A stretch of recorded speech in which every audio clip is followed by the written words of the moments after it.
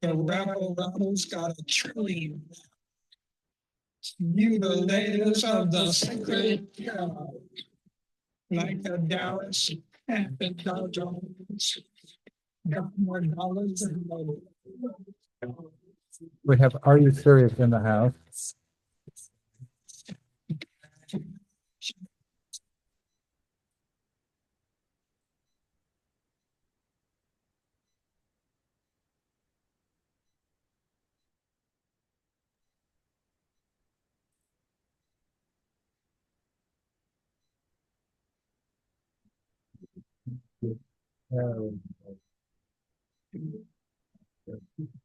Even get hell no.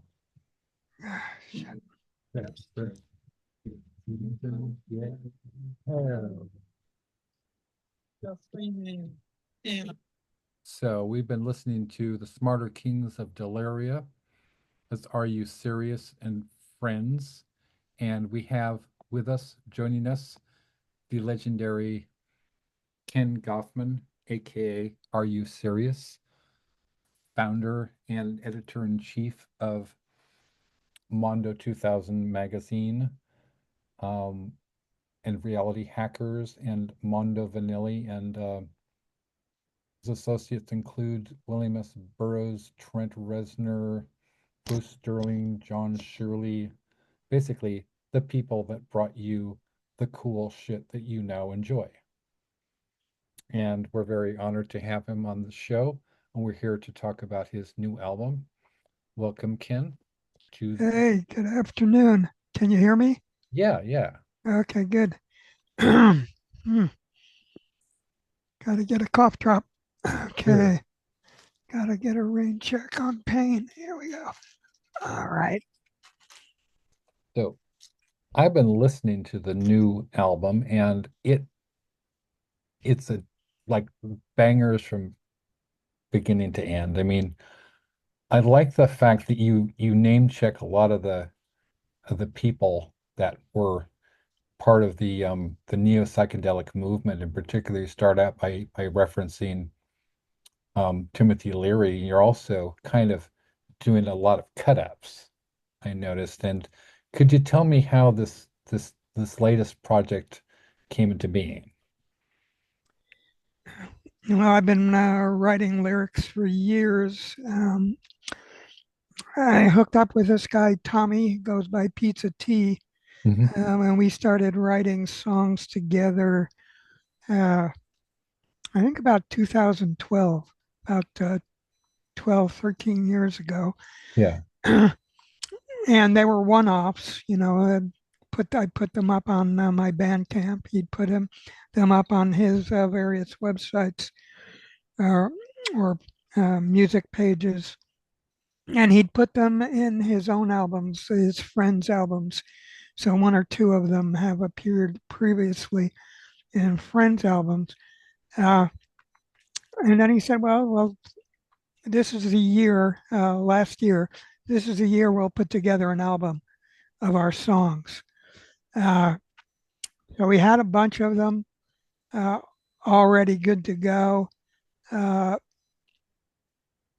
Tommy, aka Pizza T, became the star of an upcoming film called The Gens, Degens, Down and Out in the Crypto Casino. Oh, So he became the sort of desperate gutter punk trying to mint bizarre, irreverent crypto coins nice. like shitcoin and Shitcoin? yeah, cum rocket shitcoin. Uh, I love it. he's engaged on one level or another, and or was engaged, and in some cases still is engaged in some of the irreverent taking the piss out of crypto, but also trying to mint a crypto and strike it rich at the same time kind of thing. He's been kind of at the middle of that, and these guys have decided to base their documentary film around him. At the time, he was living in his van, mainly in a McDonald's parking lot, Wow. uh, and at the same time managing to record with me and with other people under the name Friends, Phriendz. Hmm. Uh, yeah, he had an odd fetish for fish, Phish, which doesn't really map to the music we make together, but you know, uh, it doesn't have to make sense. So yeah, so we created music together, including the theme song for the DeGens film. The song is called DeGens and Friends. That's we did a bunch of new things. Uh, we did a song called "Live Free or Die Your Hair Blue," which, in a sense, the subtitle is. We didn't end up using the subtitle, but the original subtitle is "What Will You Wear to the New Civil War?" Um, and we had one version of it using, among other things, the clone voice of John Lennon. And then we did a second version that's different, that's a little bit harder edged and adds more voices to it, and has a uh, has a final line which I'm not going to think of right now, but is a bit of a Luigi reference, if you know what I mean. Okay. Um, so uh, yeah, it ends with the line, "The ruling class ain't your friend." So it's pretty strong class war streak running through the album, as well as just maniacally trippy stuff. It takes a detour into some playful techno euphoria before kind of freaking out utterly uh, at the end. So I love that the whole thing really feels like a complete album, even though it was pulled together from various things that started in 2012, including two remixes that Pisa T did of songs I did with Party Dogs in Uh-huh. 1982 in Rochester. So he did a remix, for example, of a song that was originally about Ronald Reagan, called "President Mussolini Makes the Planes Run on Time," uh, which was, I mean, sort of the beginning of the more extreme brand of neoliberal attacks on unionism Sure. and so forth. And when he fired all the uh, air controllers Right. that were going on strike. So I wrote the song, uh, "He is the air controller, you are the air. People are proud of their father, foreigners beware." Uh, then, and Pizza T brought in a lot of Donald Trump by shouting and declaring his violence and wealth, and mix that into a very chaotic new version of the song, which is just wonderful and comes right before the end of the album, before the last thing, which is the actual song "Smarter Kings of Deliria." Actually, speaking of cyberpunk, as we were, um, I gotta an email last night from no, I actually got a phone call from Oceano last night. She told me that had just hooked up with a guy named Mark Mars, who's one of the architects of Eon Flux, and he Oh would yeah. like to work with us. So, do you know Mark at all? I just I don't think I ever met him. Aeon Flux was developed by Colossal Films out of San Francisco. They also initially discovered Beavis and Butthead, but passed it on without laying claim to it, which I guess might have been a mistake on their part. Um, they were going to do a movie or a TV series with me and with John Sanborn, who, among other things, um, was partly responsible for a PBS show in the 1980s called Alive from Off Center. It was kind Oh of yeah. presented avant-garde art uh, and so forth back then. Um, and so, yeah, we had a pitch going called the Are You Serious show that never got picked up. So I did meet some of the people from Colossal, but I don't know if I ever met the Aeon Flux guy. We had an interview in Mondo with somebody who did some of the animation, I believe, for Aeon Flux. Mhm. I can't remember his name. It's something like Chung, I think, last name Chung, Chung, but I'm not 100% sure of that. Okay. And I wanted to talk about the you provided the some of the contextual material about William S. Burroughs and as well as doing a remix of the original Burroughs stuff from Mondo. Mm-hmm. And then Oceana, Elia, and I kind of took one of the quotes, which was the William S. Burroughs quote about basically mutating, and we spun it, from there and riffed on that from there. So could you tell me a little bit about the how that the original material, obviously there was a lot of Burroughs stuff. And we've talked, previously on the show about your relationship with Burroughs. What and but I'm repeating for the people who haven't seen that show. So what was the relationship between the neo-psychedelic movement, Mondo 2000, Reality Hackers, and William S. Burroughs?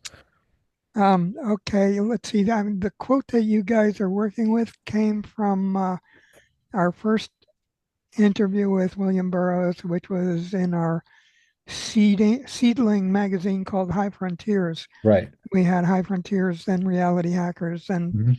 finally settled on the more commercial name Mondo 2000. Um, so that quote about how you wouldn't want to carry an ordinary human body into space with you came from that interview that was conducted by a psychedelic activist out of the Bay Area who was part of our team, Faustin Bray, very close with John Lilly, actually, as well Oh, as really? many other people. And Wow. she conducted that interview with Burroughs. Burroughs was very enthusiastic about what we were presenting in High Frontiers, and wrote us letters and got in touch with us. Uh, and so the relationship was ongoing from the early days of High Frontiers. I don't think he didn't specifically write articles for us, but he collaborated on an article with Allison Kennedy, aka Queen Moo, who became the publisher Hmm. of High Frontiers and then Reality Hackers and Mondo 2000, about the idea that AIDS might have been a bioweapon Hmm. conspiracy.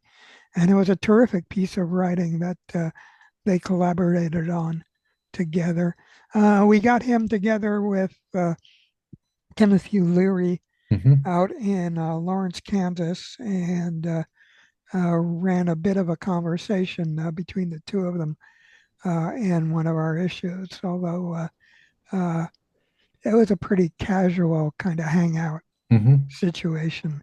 It wasn't really a heavy conversation, but he was an advocate for us out there in Lawrence, Kansas, and in the Hmm. media world.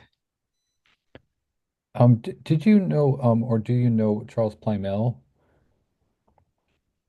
Say the name again? Charles Plymell, Plymell.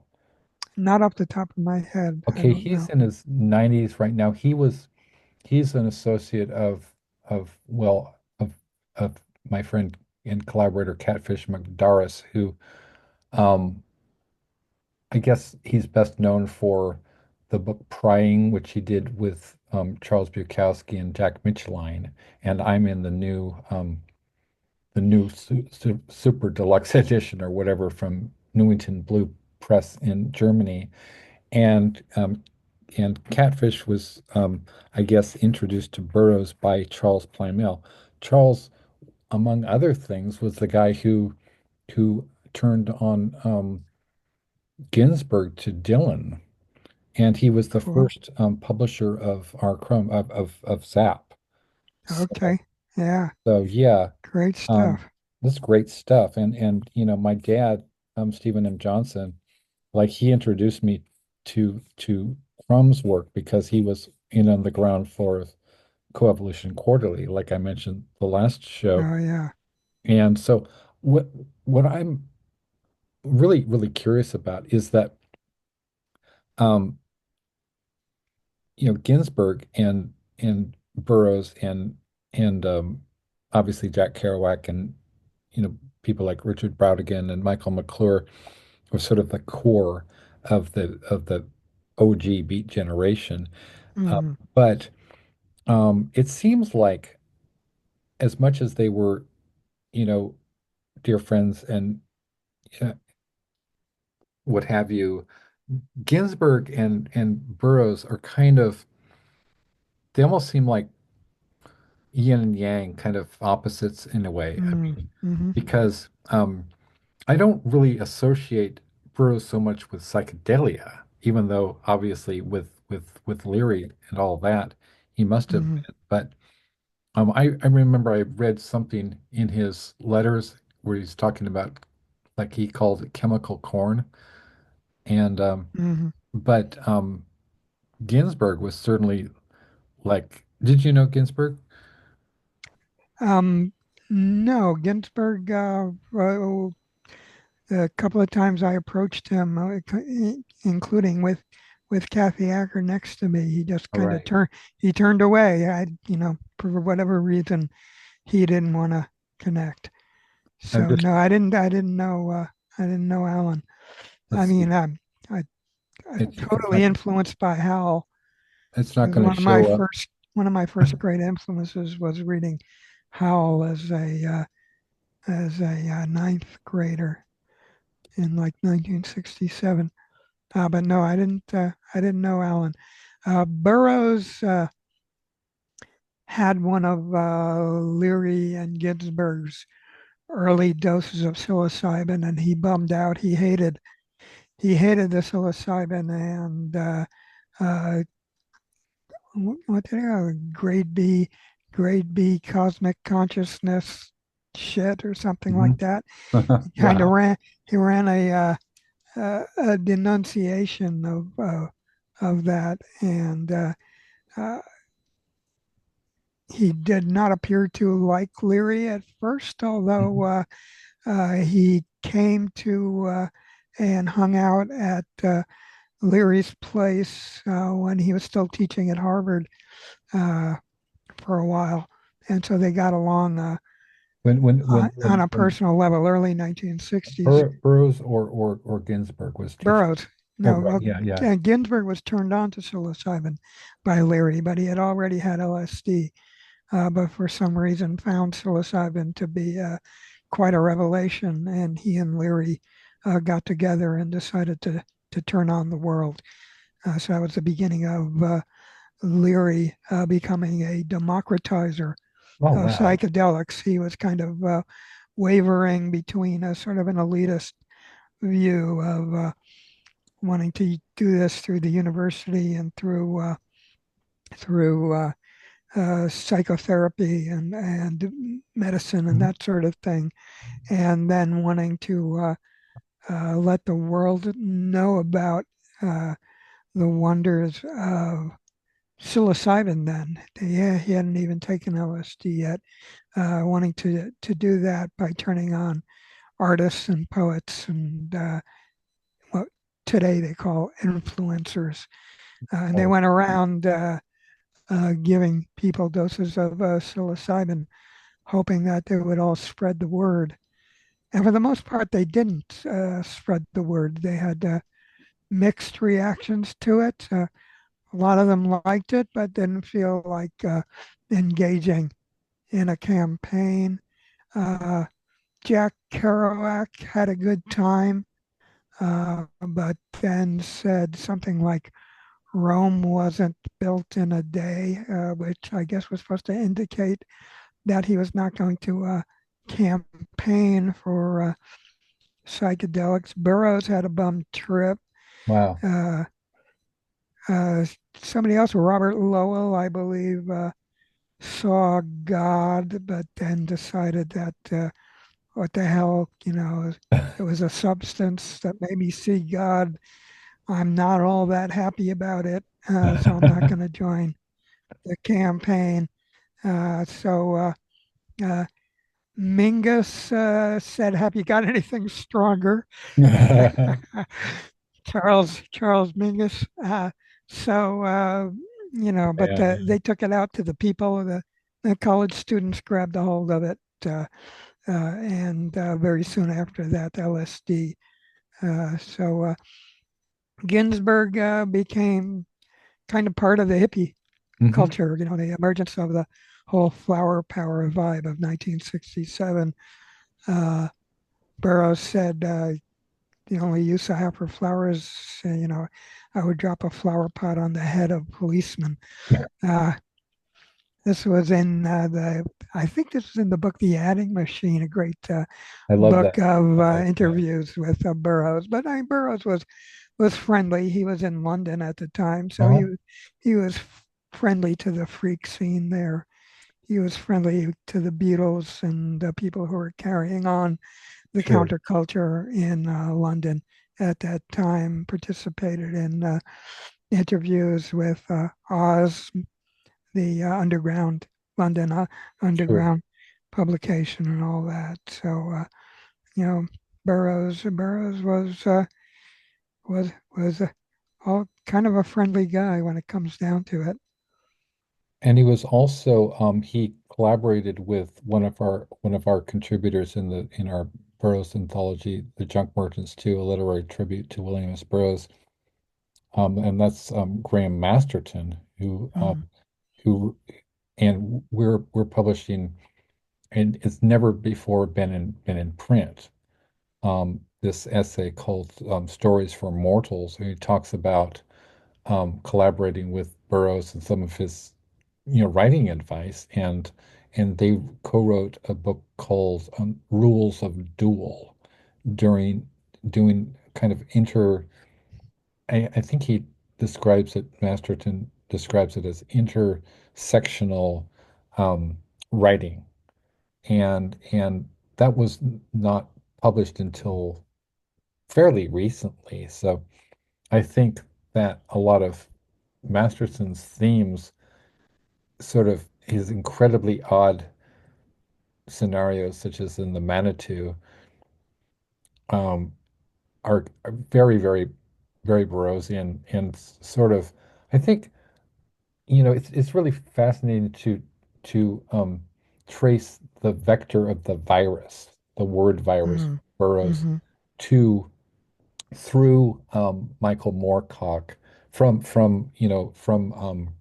Maxim Jakubowski, to who smuggled the Olympia Press edition of Naked Lunch, out of Paris to give to Michael Moorcock, who's still around, um, and um, and and he gave it to J.G. Ballard. And this is the whole story is recounted by Graham Ray, who's also in the book. And so ultimately, I think that's a really fascinating story. That story by Maxim Jakubowski is called Olympia Express, and it's an original. It's a sort of a gonzo autofiction, but there's so many unique aspects of this book. We're waiting for Greg Tomaney, but he was just involved with this his bus he was on crashed into a van, and so I'm kind of worried about him. I don't know. Yeah. Um, so at any rate, you're one of the world's, I guess, leading psychonauts. Um, so advice for young people out there, what drugs would you recommend and which ones would you say, st stay clear of? Oh dear. Am I in the business of recommending drugs? Maybe not, maybe not. Maybe you I, want to say, don't I, just I, say yeah, I'm not no, sure. Uh, KNOW. yeah, or you just say no. Yeah, Tim Leary's slogan, KNOW. Yeah, I recommend being knowledgeable about drugs. I think, on one level, they're all great if you use them properly. And then on another level, it's a very individual thing. I think there's been some evidence that people who have uh, deep bipolar uh, situations might have difficulty with psychedelics. On the other hand, they might be able to use them therapeutically with a guide or with the proper advice or with just really good luck. So, I mean, these things are uh, unpredictable. There's no precision with the possible results. The movement towards making them available medicinally and therapeutically might turn out to have mostly really good results because psychotherapeutic drugs have been pretty much of a mess. And they don't seem to have good results over the long term. But they're all interesting. Uh, the ketamine is one that I enjoyed a lot that John Lilly did a lot of. That on the other hand, um, it's a what's the word I'm looking for? It's not a hallucinogen. Well, it is, but I can't remember the word that's used for it. It's not a deliriant either, but anyway, it uh, seems to turn off the emotional circuits, which can be a really positive thing for some people who need to gain some distance from uh, their anxieties, Mhm. but also might have had some very dele- deleterious, as well as delirious effects on Mhm. Elon Musk, the result of which we all perhaps have to live with now. Yeah. Um, so that's an ambiguous one. John Lilly got pretty strange behind ketamine. Mhm. I certainly have some stories, but I will probably resist the urge to gossip about the two extreme aspects of where John Lilly went with with his ketamine experiences. But I mean, it's some of it is out there, some of it is in the book. Hmm. And ketamine is also a cousin of PCP chemically, which has a pretty bad reputation. Lilly wrote about his PCP experiences. Hmm. I think it was in The Scientist, but I can't remember for sure. So these things are all complicated. I stay away from belladonna. A deliriant. Hmm. Uh, uh, um, Dextromethorphan, which is in cough medicine, which is pretty interesting if you take just the right amount, but you have to be very careful with that. Um, uh, Microdosing LSD is recommended by some people as an intelligence increase drug. Um, uh, as a work drug, I find it ambiguous as a work drug. It might get a little too spacey, but sometimes it can be helpful. So microdosing is a whole other thing for that many people are using for depression or for creativity enhancement and so forth, and Hmm. it can be pretty helpful. So I don't know.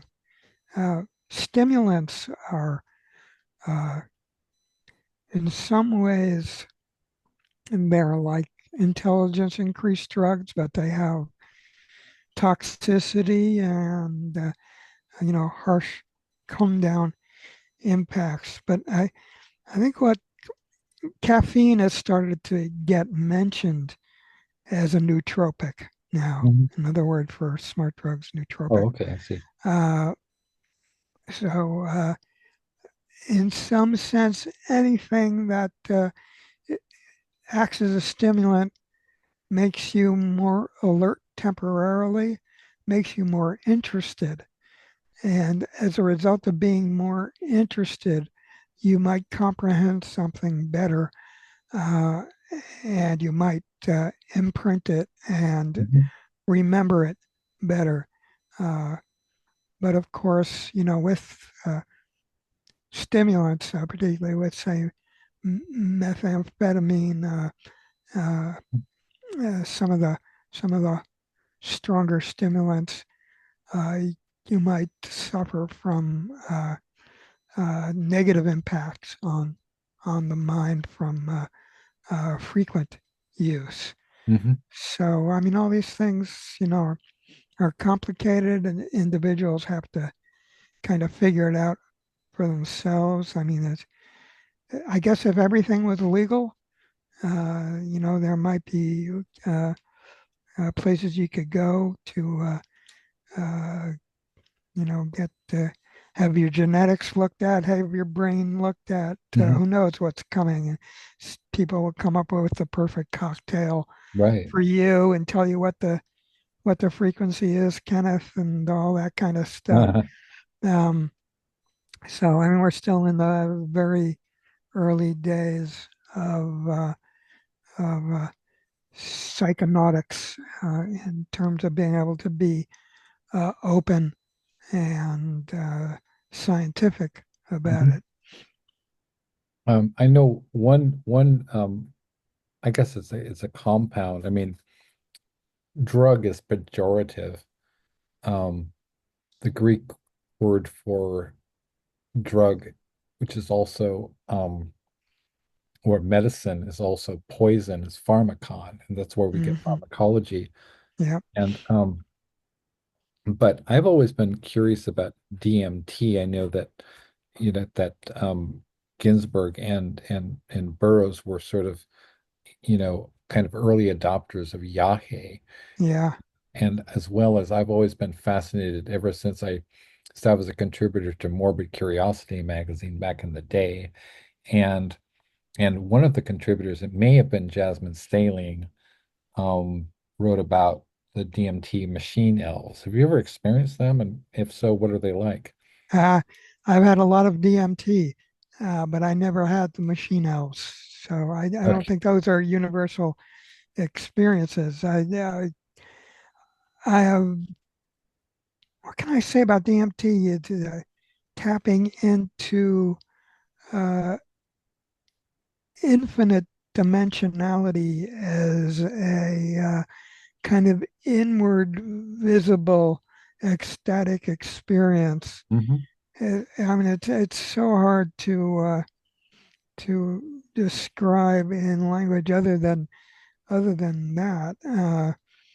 Uh, on top of cocaine once, it was like being inside of a infinitely dimensional pinball machine. Nice. Uh, I get clowns and jesters, which I suppose those outward beings are responding to the "Are you serious?" persona or something. But the elves have not communicated Okay. with me.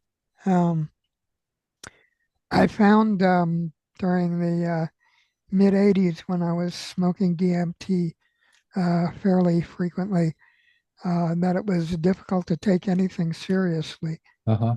And that was part of the fun part of smoking a fair amount of DMT. Yeah, clowns and jesters sounds like a line from Bob Dylan's song, you know. Yeah, they used to Clowns all and play. jesters, They used to all play tricks for me. Yeah. right? Yeah, it's wild, and I've talked about this, is that, my parents went, well, my mom was in, eighth grade home econ with and we have Greg Delaney. Um, so we have Greg Delaney in the house. Greg the is a philosopher, theologian, artist, poet. Most recently, the author of the first openly queer epic poem, which is called Beowulf. It's an adaptation of the Beowulf author, obviously, and that saga goes back hundreds of years, and nobody knows, like Homer, nobody knows who the Beowulf author is.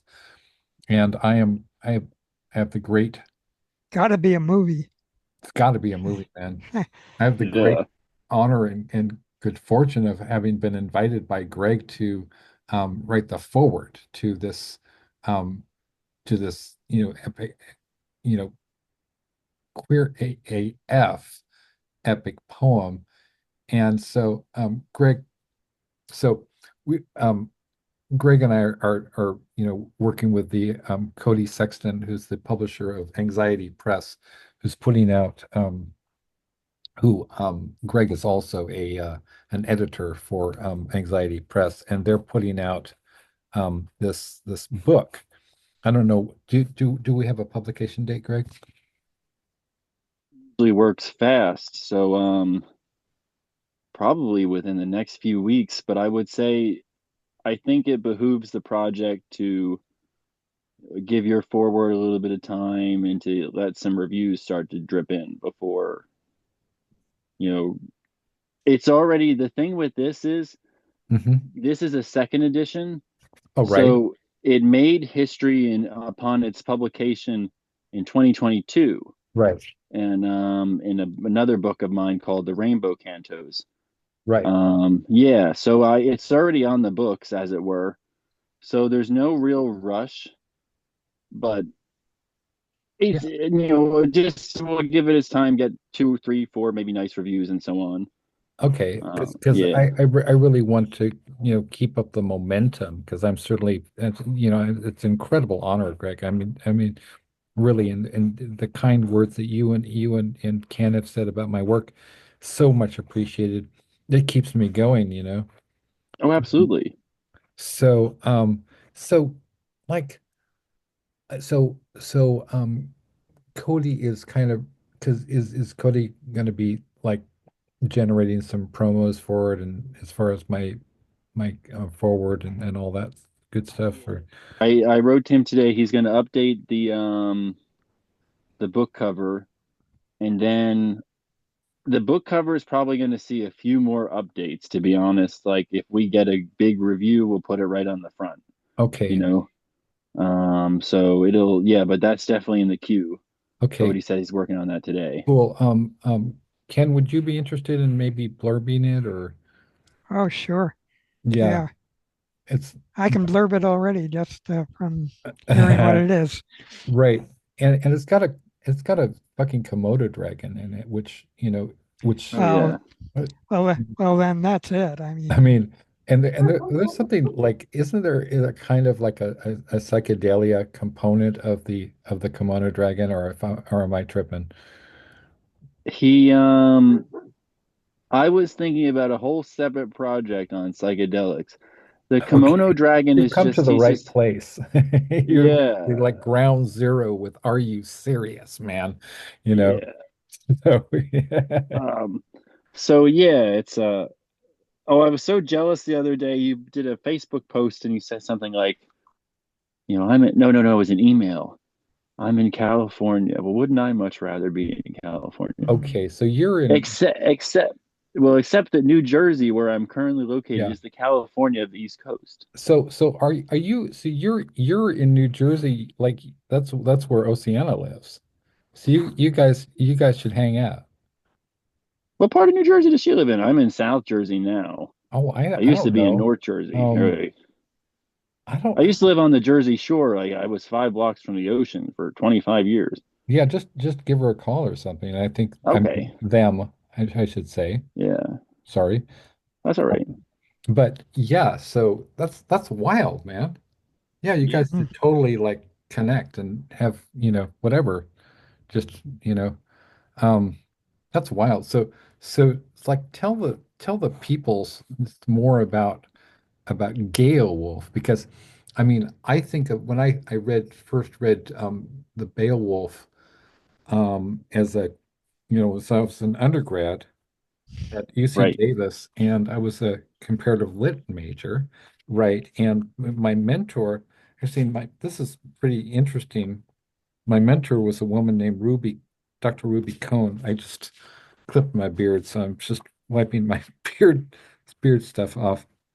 But she was an early adopter of Samuel Beckett when she was really, Right. I think he was very, very young, right? And You know who loves Samuel Beckett is Cornell West. oh Loves Samuel yeah, Beckett. man. So hey, we should all do something with. Do you think that Cornell would be interested in working with us, or because? Could be. I just secured for Anxiety Press a review of the whole press by Cornell West. Okay, so That was like 4 weeks ago, a month, something like that. damn. So, But so I mean, God damn. So is he going to be reviewing the new Gale Wolf or? it's such a complicated dance when Yeah, it sure. comes to, you know what I mean? And I spent my, it's maybe every so 6 months you can ask a favor of somebody without Right. it Oh, I starting to be a know. I know. problem. You know what I mean? Like And Dr. so it's, Spivak, right? Or Slav oh, yeah, yeah. Dzik. Yeah. Well, yeah. What? You just, Oh, well, I'm no, not, I I'm don't not want going to, to talk I about can't Judith say. Butler. I'm not going to talk about Butler, right? Oh, Absolutely yeah. not going to mention Judith Butler or anything like I that. don't, I'm not certain, but so I was just today, sorry I came a little bit late. I was No just in a worries. horrific bus crash. Bus crash, yeah.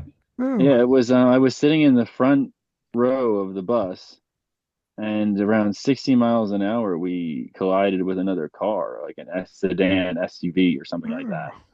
And the window pane cracked severely, and then people on the bus had, I think I have whiplash, my neck and back hurt a little bit. Probably gonna go to the hospital tomorrow. But But you're okay, right? I mean, you don't have like a concussion that's going to be no, discovered later. God, I didn't hit my head or anything. I just hope there's not Okay. any long-term Your hair damage. is fucking amazing. I mean, like if I'm, according to John Shirley, I'm the Baudelaire of our time, then you're the David Lynch's hair of our time. Hmm. Oh no. Yes. No, it's good. It's I just good. need liposuction in the face first. Look at my Like, cheeks. yeah, so Yeah. Huh. Oh, now the glasses are on him. yes, because you know why? Nanotechnology, man. I have a $2,000 iMac Pro that is nanotechnology enhanced. It means it I can move my cursor by just moving my head. Yeah. Soon, probably.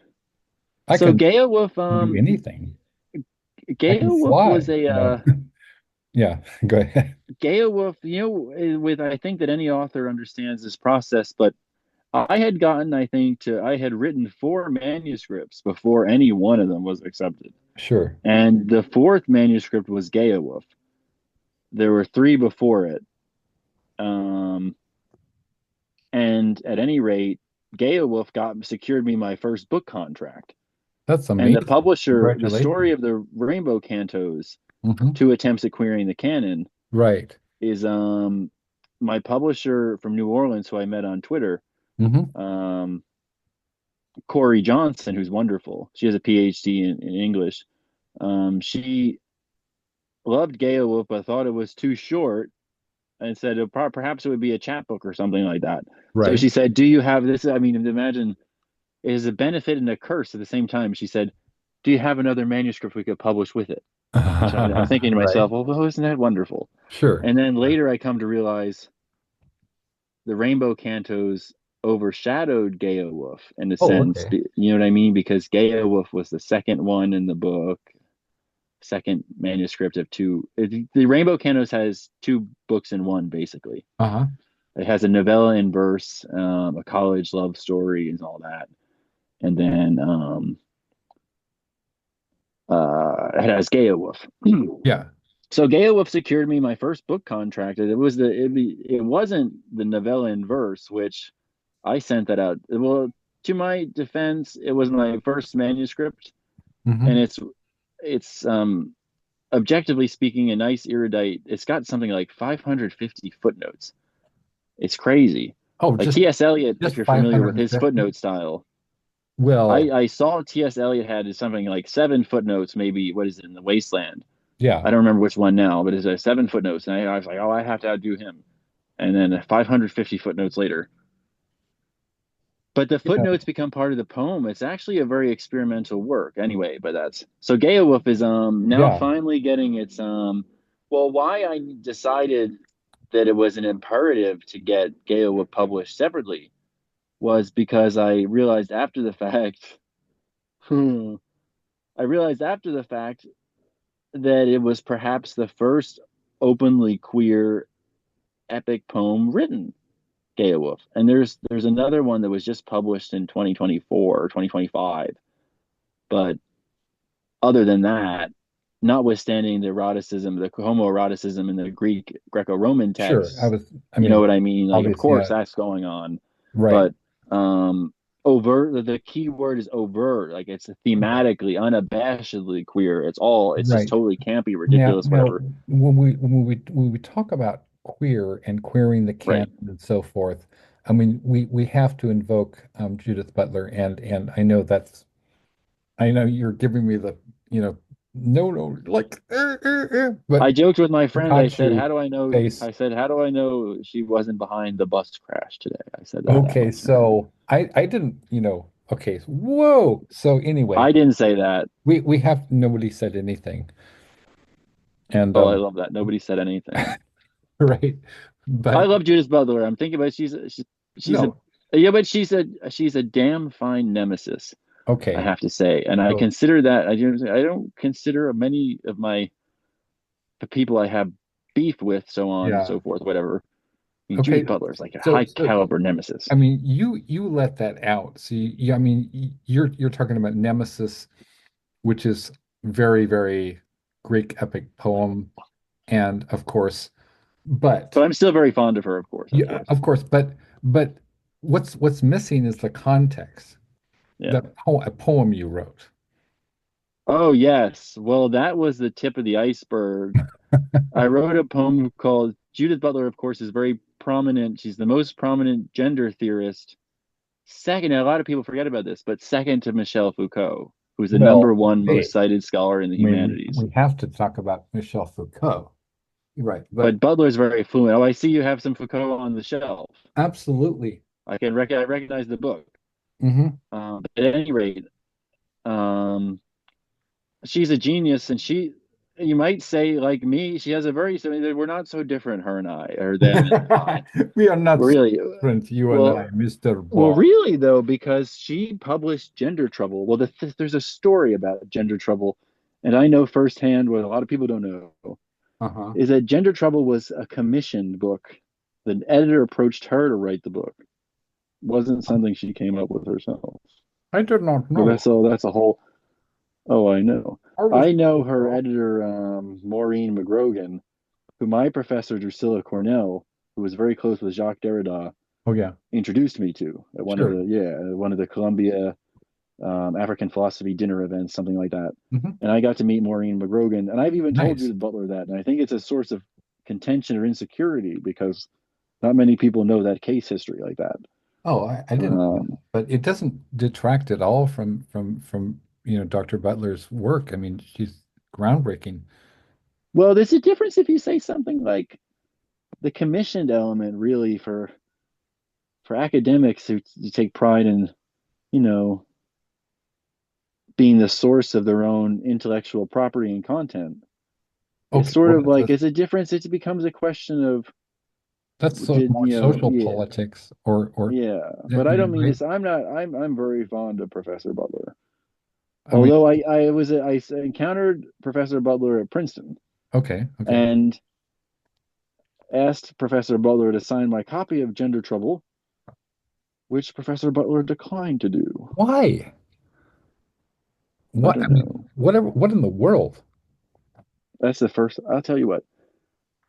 Off the record, I don't Well, know. Professor Butler is very. we can't off the record because I'm this, teasing. I'm okay, teasing. okay. I don't. I just mean to say Professor Butler is very consternative. If that makes sense. She's Is that a Professor neologism? Because I've never heard that word before. concerned. Like with, Cons I know what it means intuitively. I have a grasp of the syllable. You oh, know what I mean? The semantics. oh, okay. But to define it just then, it means very like.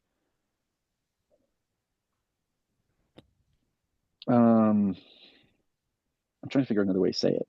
Okay. Professor Butler always seems like a little bit cranky sometimes. Oh, cranky. Cranky pants. Cranky. But the thing is that Professor Butler has had to undergo so much. I mean, they had burned effigies of Professor Butler in Brazil and stuff like that. It's just nuts. So Um, you know what? I mean, just I'm speaking from the heart here. And if I don't know how how Dr. Butler would see this show, but I'm extending an invitation here and right now, to Dr. What your Pikachu face here, to appear with us on the Small Bear Show and like clear the air, man. Like and give them a warm squeezy hug, Why not? Why not? I have to make amends first Okay.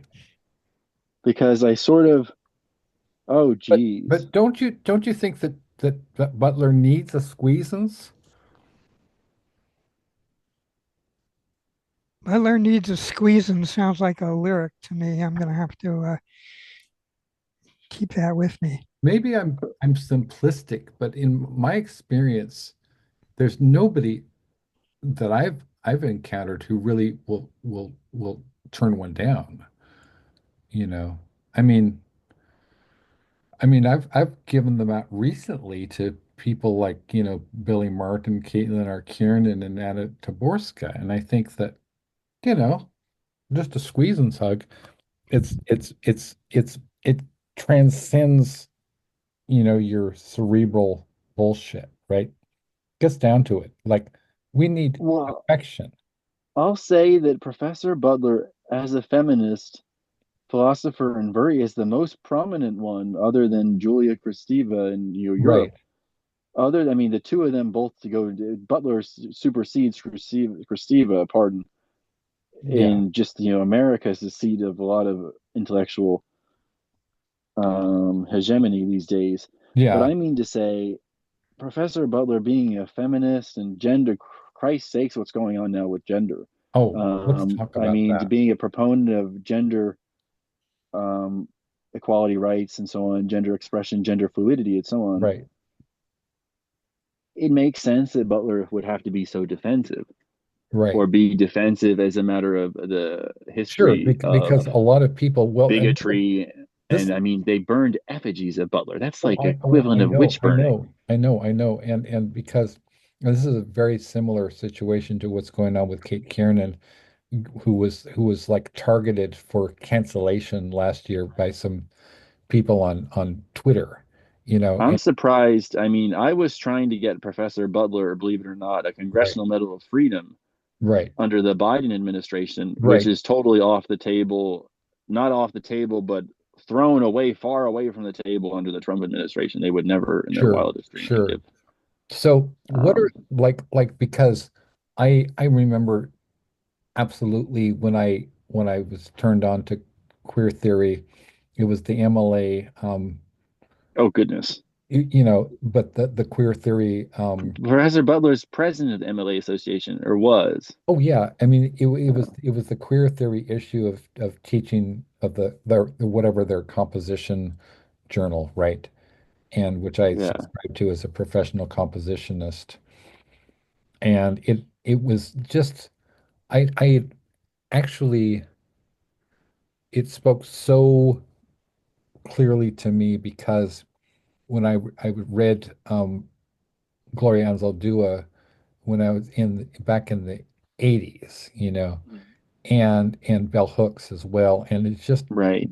just was so made me so happy. And but the the issues now are around in and around queer theory and certainly intersectionality are very much complicated Oh, by yes. the fascism The and fascist reaction. Yeah. right. So Um, what do you think that I mean, I'm talking, me, Ken, Oceana, Aaliyah, and all our, Lyric Rivera and all our, associates. Um, what can we do now to sort of, I was thinking that we need to write some sort of manifesto. why not? Right. That's perfect. I Yeah. think that gender, well, I have a lot of problems with philosophically. I mean, I think to myself, I don't know. I mean, I question whether that's the right bus stop to get us out of the reference to the bus stop to get off at gender, just to write a book about and so on and so forth, because I wonder whether there's a better bus stop, whatever, 20 minutes down the road. And that's what I What mean was to say. I thinking like when Richard Nixon, is there a better bus stop? Uh, oh, I love Sorry. Richard Nixon. He's crazy. Right. California born. Well, no, I remember I did a whole research report on the Nixon administration, um, and the congressional record of the Nixon administration. It's Yeah. one of the most productive Congresses there ever was, and it was a very bipartisan Congress. Yeah. I mean, and you think about the EPA was founded and so on and so forth, OSHA. It's just it was. I mean, and What the problem is that if and Watergate never happened, he would have gone down as a very popular president. He what won was speaking 19. of going down, what was going on with him and BB Rabosa and his lawyer? That's wonderful. A lot of people don't even know about BB Rabosa. Yeah, I and wonder. I Cohen. wonder. I wouldn't be surprised if he was gay. Why not? And what was his name? Cohen something Cohen. Um, yeah. Time we talk Oh, you about do? Well, they knew each other, but conspiracy theories. Cohn got started. I know all about him. Yeah, one of my friends, the dean of students at Rutgers, used to know him from Studio 54. Used to Oh hate him. A wow. lot of people hate him. He used to send my professor, who was young at the time, bottles of champagne and stuff like that. But this is even before My the gosh. Trump administration. I knew all about Cohn. He's one of the most talented, evil lawyers there ever was in the United Yeah. States. Very prominent power broker. At any rate, he got his start with the Rosenbergs. Hmm. We're talking about the 1920s. Right. That's what when it was. Was it 18s or something like that? But Sure. that's and then he was okay. So he was affiliated with Nixon. Was not with the Rosenbergs, Oh yeah. right? But McCarthyism is a different story. And Nixon is a little bit, but Roy Cohn was right up there with McCarthyism, right up there with Senator McCarthy. Right. And then Cohn also took on Donald Trump as a protege. Hmm. And Trump betrayed him in the end when Cohn had AIDS and so on and so forth. You, But yeah, he's a you're telling me that the Donald betrayed him? I mean, well, he ghosted him, or just what he's he's done to Rudy Giuliani, basically. well, Or he's one of Governor the most Christie. loyal people that I've ever, heard of. I mean, and it's certainly like it's much like his record with, with women's rights, with civil rights, and I'm talking about Donald J. Trump. I mean, the man is a legend. He's certainly No, we can't discount him. I'm just kidding. So a Celebrity Apprentice. we recently had a really horrific, weird situation where I and my associates, such as Ellen Mabey and Oceana and Aaliyah, and everybody who works with me, were there was this woman named Vanessa Hedwig Smith. The reason that she calls herself Hedwig, she emphasizes Hedwig, is Like the Angry Inch, was that it? because German. German, all right. Now she is married to a guy named Don Whedon, who is the executive director of the Whedon Foundation, and they're like literally fucking white supremacists. See, this There's woman, a lot of those people out there. what? There's a lot of them in this country, all over the world. It's But what's crazy. crazy is this woman and her partner Alexis Kraslovsky tried to enroll me and Ellen Mabey in this fake documentary film they were going to make, That's and dangerous. this fake readings at Beyond Baroque, which were Hmm. supposedly going to take place in the 21st. And she said this film was going to be funded by Clive Davis, right? The record mogul, who's best known for like discovering Janis Joplin and, and his gay relationship with Puff Daddy, right? So check this shit out, right? I didn't know for months, I didn't know Vanessa was grooming me basically. And she kept saying, "Oh, we're going to make this documentary about you," right? And then fairly recently, she admitted that she had no intention of actually funding the movie. She had lied about getting a film crew together. There was not going to be any readings at Beyond Baroque. And then she said, my husband, I really adore my husband of 30 years. She didn't say who it was. A 30 seconds Google search revealed the fact that she's married to Donald Whedon, whose father, Alan Whedon, was a eugenicist. And the Wheaton No, Foundation funds literally groups like FAIR, which are on the Anti-Defamation League, as well as the Southern Poverty Law Center, list of hate groups. So this woman, she lives equidistant from, check this out, in Bedford, New York, equidistant from literal Donald fucking Trump and literal Clive Davis, right? They're like this. Donald Trump is here. Clive Davis is here. They're in 10 minutes, less than 10 minutes away from her. right. The Whedon Foundation is here, right? She lives with her husband, Donald Whedon, here. And then the Bedford Playhouse, where she and her filmmaking partner, Alexis Kraslovsky, who was also involved in this scam, um, did a reading last year. So Hmm. that's here.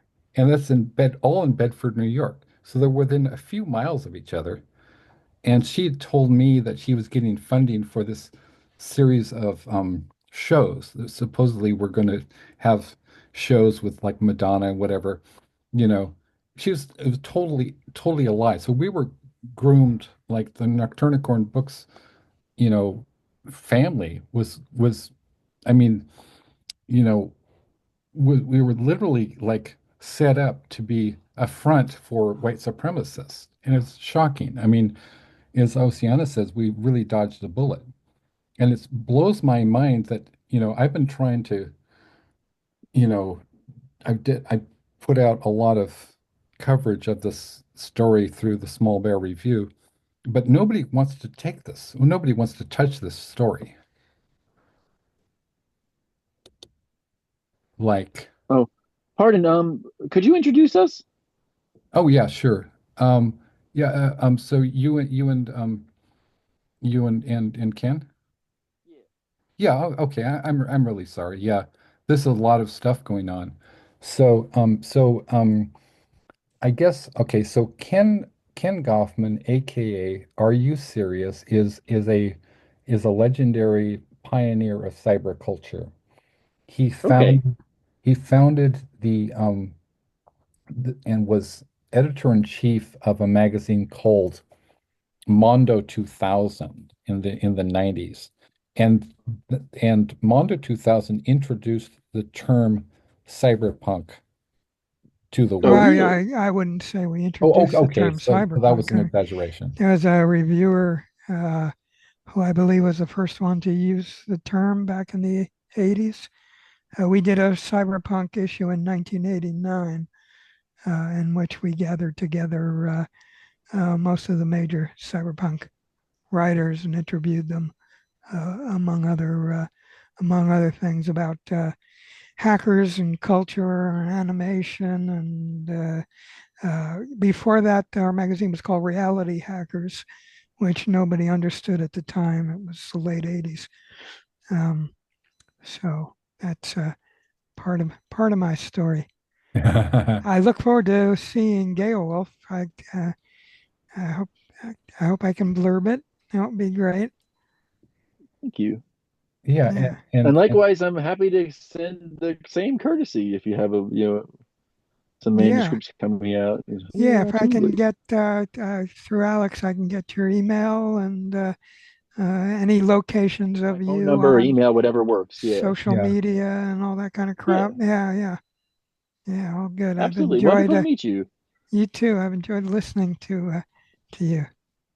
nice. Yeah, Ah, This yeah, really I makes me figured, happy. yeah, cheers.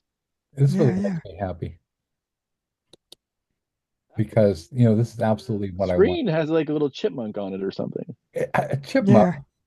That's What Yeah, not is you're that? how showing up as a dog or a chipmunk or a bear or you guys, you don't recognize a small bear? It's literally called bear. Yeah, bear. Yeah, Oh, bear. bear. yeah.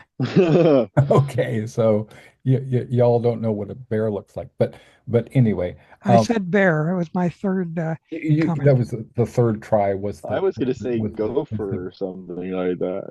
okay. Could It be is, a dog, but it's definitely a bear. yeah. So like you both.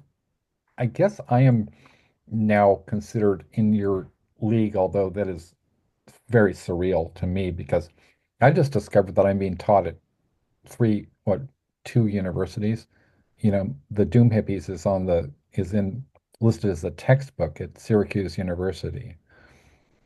It's a Wow. the digital Oh, form, and I was like, so considering that I didn't even have any reviews in any of the big, you know, Right.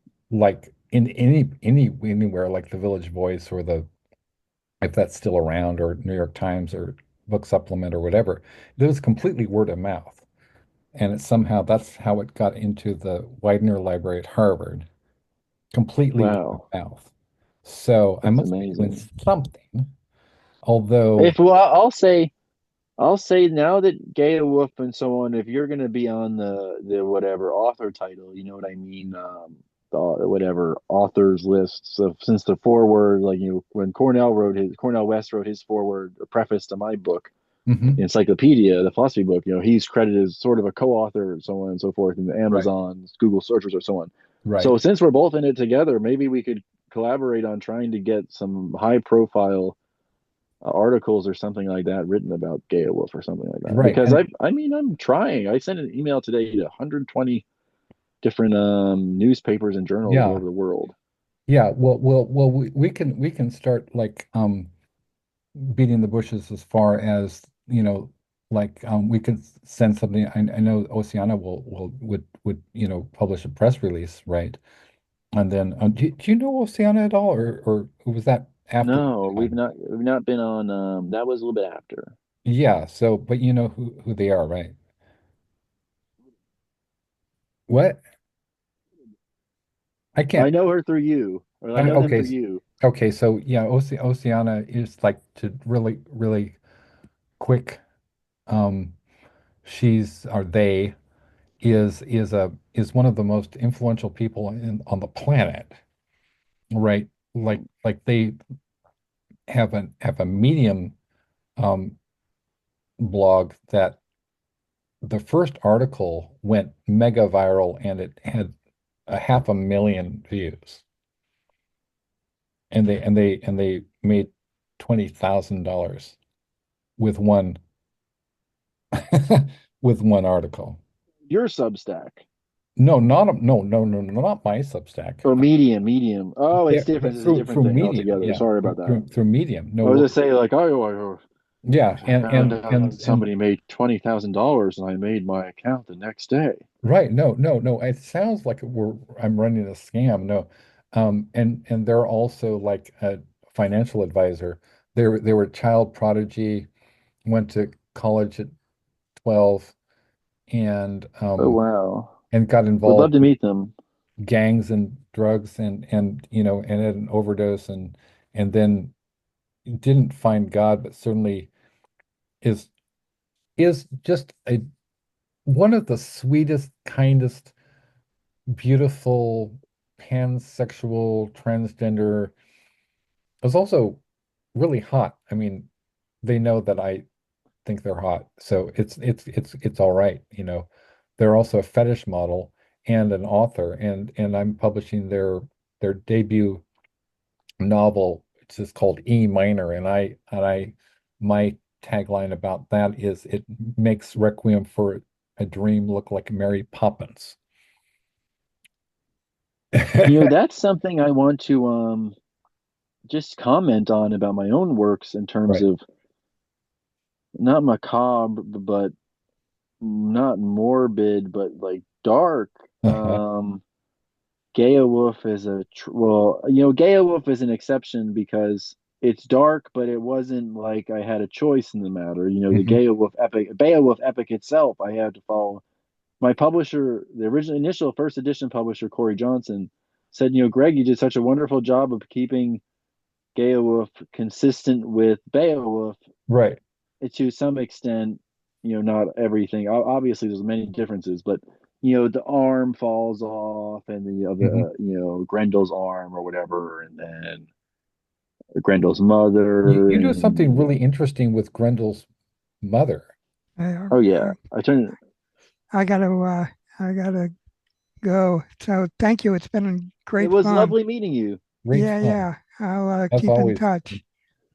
Yeah, All right, man. and And Alex, please do send my information over. squeeze Uh, them. yeah, there we go. Okay. All right. Cheers. All Much right. much Yeah, love and respect, brother. you So too. we'll see you soon. All right.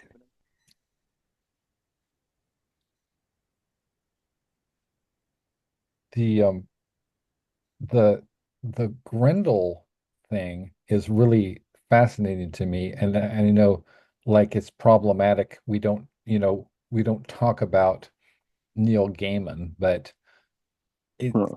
but Neil Gaiman is did write the screenplay for the Beowulf film, and then Digitally and all that. yes, and then with Sir Anthony Hopkins, and then um Caitlin R. Kiernan wrote the novelization of the for the official novelization of the film, you know, Right. and they're man, I We just should get them to review Gaia Wolf. Why the hell not? um We'll have to see. I reached out to Caitlin just a day ago, and they're honestly having a really tough time, All right, that's fine. and Yeah. just really impacted and having a lot of issues and also extremely busy. So, but I'm sure that among all our family, extended family, You know who would be really, really good? I mean, and if you can make it tomorrow, we're having let me see Or who's on the agenda here, assuming that you don't have any residual, you know. go to the hospital tomorrow, Yeah, but I could do whatever Zoom from. I don't care. right. So we're having tomorrow, it's like, and tomorrow on the Small Bear Show. Yeah, I it mean, never stops. this is like, is this so the opposite? I'm such an opposite of a professional, yet ironically, it's sort of we've taken it's almost like I feel like, when the 4 minute mile was like Reggie Bannister, like everybody knows that story, right? When Reggie Bannister broke the record for the 4 minute mile and ran it faster. And then it's sort of like when one person does it, then it's broken, you know? And I feel that sort of that Nocturnicorn books broke publishing. It didn't just break indie publishing, it broke publishing because it's so audacious. It's incredibly audacious to do things like ask, Billy Martin to write an introduction to your William S. Burroughs, thing where they were Person. what That's why we're the same person. that's why we're the same person because So I mean, you think to yourself. I mean, I just got into a habit of you have to take. I don't know. I hate to take risks, but I mean, like you have to gamble a little bit. You have to roll the dice a little bit sometimes. I mean, yeah, that's what I did with Cornell, with Gayatri, with right, Slavoj, and then you have to see what happens. I mean, I asked yeah, Judith Butler to review my book, for example, one of them or a couple of them probably. Several people, whatever, didn't weren't forthcoming. That's fine, right, but several people were. It just depended on high profile people. And as busy as Gayatri was, she reviewed my Psalms of Babylon. yes. Yeah, so there's that. I just want to show the people the brilliance that is. Okay, so to put this in context, because I'm very much about context. Context Right. is everything. That Poppy Z. Brite, Billy Martin, other books that he's written the forward to include um The Nightmare Factory by Thomas Ligotti, right? Yeah. So the fact that I can't see you anymore, but Oh, you can't? Oh, pardon. Can you see me now? yeah, and Okay. I just want to do a little kind of a promo shot Sure, sure. for this book, which just came out, and this is the hardcover edition. And this is the special edition, which has four bonus stories. And boy, is it fun. I mean, talk about okay, it's got when I did this is the copy that I'm sending out to Caitlin Arkieran, and I did a drawing of them and Sure. which has shades on, which is I think that Caitlin would appreciate. And David J and One hell of a collector's piece, that book, Peter Murphy, at man. some point in the future. Right. And then I drew, Bela Lugosi, who is still around even though he's dead because undead, right? And then I did this is sort of because Billy Martin is such a huge fan of Hunter S. Thompson. So I did kind of a mashup where, the naked lunch starts out, I could feel the heat closing in, right? So I did like I could feel the bats closing in, right? And this is my drawing of Billy Martin. I hope he likes it. Right. Oh, Um, yeah. And so this is just it's a whew. masterpiece, right? It's got like okay, White on White, a literary tribute to Bauhaus, which is officially endorsed by David J. Haskins, who is the songwriter of Bela Lugosi's Dead, who's also one of our authors. And it's edited by yours truly, forward by Poppy Z. Brite, who is, you know, um, now Billy Martin, and is the author of one of the true classics of transgressive fiction next to, say, Closer by Dennis Cooper. I'd say Exquisite Corpse is right up there with, anything, right? Anything that's ever been put out, Jim Carroll, the Basketball Diaries, um, close to the knives, David Wojnarowicz, I guess. Last exit to Brooklyn, Exquisite Corpse is right up there. It's a cultural, it's culturally significant, right? Piece of work. And that is Billy Martin, Poppy Z. Bright wrote the forward to this thing. It contains mostly original work, mostly original work by so this forward called Small Talks Stinks, right? Which is the name of the Bauhaus song. It starts out, and I'm just gonna read just like I'm gonna go briefly through the people who contributed, right? And just with a few, just a few words about who they are, right? Mhm. Oceana Teppenhart, we've talked about. Ellen Mabey is a legend in terms of like not only is she an actress. Okay, if you just took the actress part, right? She was in a movie by um was it Mike Postino? Whoever made not Mike Postino, but the guy who made Il Postino, right? That guy made a movie called Dancing at the Blue Iguana, starring Jennifer Tilly and Daryl Hannah, and were two of the actresses in this film. It's about strippers, right? One of the characters who's portrayed by Sandra Oh, who is fucking gorgeous and amazing. Really hope we can have her on the show, right? She plays this character they're all strippers and they're, oh my God. The camera lovingly caresses their bodies as they perform, but it's very tasteful as well. It's hot, but it's tasteful, and you look perturbed. It's like a playful musing. Oh, a playful musing. Yes, yes, a playful musing. And so there's this character portrayed by Sandra Oh, Mhm. who sort of moonlights as a poet, and she goes to this these open mic readings, and one of the poets in this open mic readings is played by Ellen Mabey, and they created this character based on her. That's how famous she is. They created a character based on her reading her own poetry opposite Sandra Oh, right? Ellen Mabey has performed like Glastonbury opposite, alongside U2. She's performed at like Shakespeare and Company. She's performed on MTV, Hmm.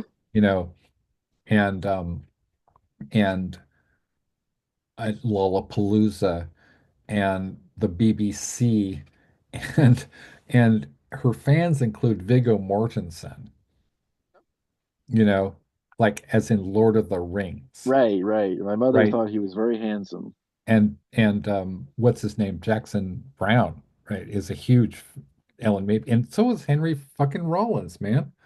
They're all and Exene Cervenka. Um, anyway, so there's a long story for another time about Ellen Maybe. That's just one, so one contributor. We have Lagartita Nick by our dear friend, Aaliyah Celeste Williams.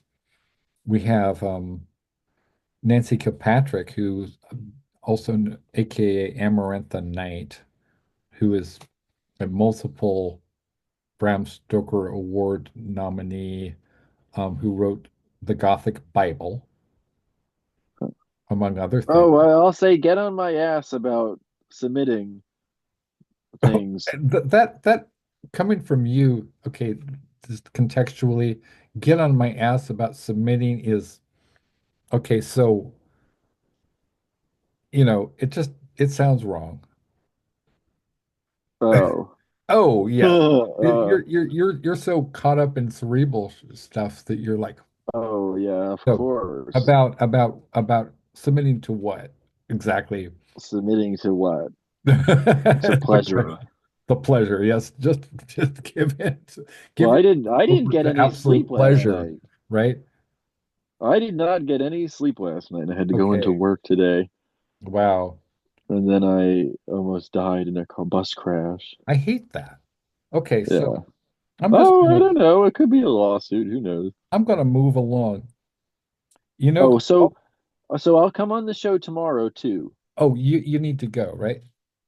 Well, no, it's just I'm tired. Oh, I'm exhausted. Like I haven't slept oh, late. I didn't sleep oh, last okay. night. So all right. So I'll let All you right, go. but let's plan to talk about Yeah, talk shop about Gay Wolf and how I can help and so on and so forth with and so on. yeah, and And I'm and excited and to forward write the forward for your detective it, it story. it's well, actually, it's sort of it started out as three separate projects.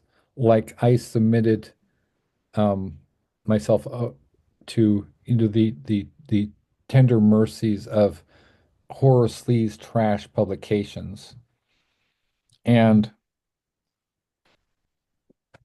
I'm their largest contributor. Like it's embarrassing how many of my stories are in and poems are in horror sleaze trash. I basically like just you know is sort of Well, I'll say that I don't really have that much respect for certain kinds of poets, or I'll say poets in particular, but I mean literary people who fetishize incessant submissions to random fucking literary journals. yeah, Do you know what I mean? I've gotten to a point in my career where right, yeah, if I have a good poem that's not like Yale Review worthy, I give it to Anxiety Press. It's right, not worth my time to fucking, to pardon my French, but all good, so you know what I mean? yeah, I mean,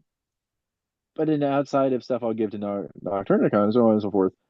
I just mean it's just for ease of convenience. It's not, yeah, it doesn't make a damn or difference to me whether I'm in the South Massachusetts corridor review right. or some And bullshit and like that. and I mean, I was actually considering submitting to the New Yorker just so I could have them pass on it.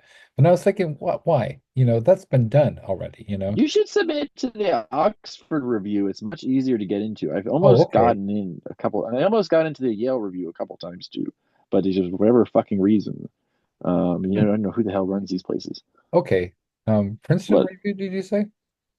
no, the Oxford review. Oxford review. Okay. It's and Oxford. that's the classy publication. I want that on my CV, for example. But Oxford. Well, Ron Whitehead taught at Oxford, I think. He has a degree I at have a Oxford. couple of friends who teach at Yeah. Oxford from the Yeah. Rutgers philosophy professors who were poached by Oxford.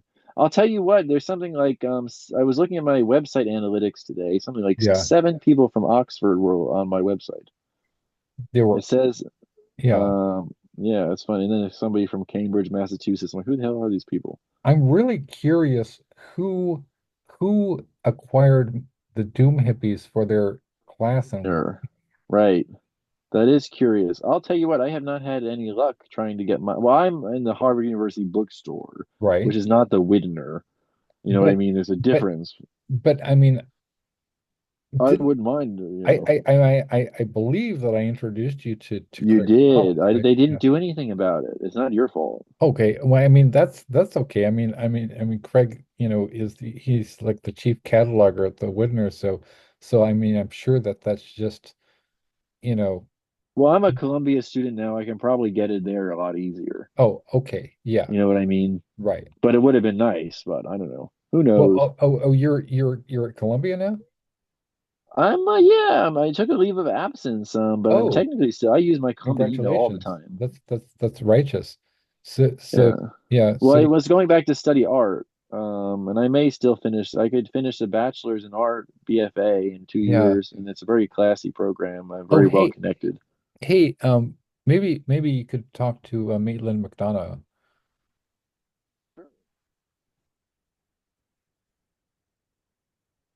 Maitland McDonough, Sure. I guess. Yeah, they're in film studies, and they wrote this book. Let me know who to reach out to. I'd be happy to. Yeah. So, oh yeah. Because I am technically Gayatri's name holds a lot of weight at Columbia. Well, That's how I got into Columbia. I sent them her recommendation letter. sure. So yeah, I don't know. I think she's still teaching there. Um, she wrote this book called Broken Mirrors, Broken Minds, The Dark Dreams of Dario Argento. And this is pretty badass book. And uh so um this is she signed it, and then Dario Argento, God of Horror. Right. So what time is the show tomorrow? Just so I'll set an alarm now, Oh, just so I uh remember. so yeah, I mean this is going to be so amazing if you could do the show tomorrow, assuming you don't have some sort of delayed reaction, concussion or anything. I'm kidding. It Uh, wouldn't be anything like that. I think it's just like perhaps long term, who knows? I just want to make sure the alignment of the spine, all kinds of neck and stuff like that. right. Yeah. Yeah. Yeah. Let me. I'm sort of like I need to make sure that I'm not killed by my books. Absolutely. Oh, I used to have all kinds of my in my New York. It was wild.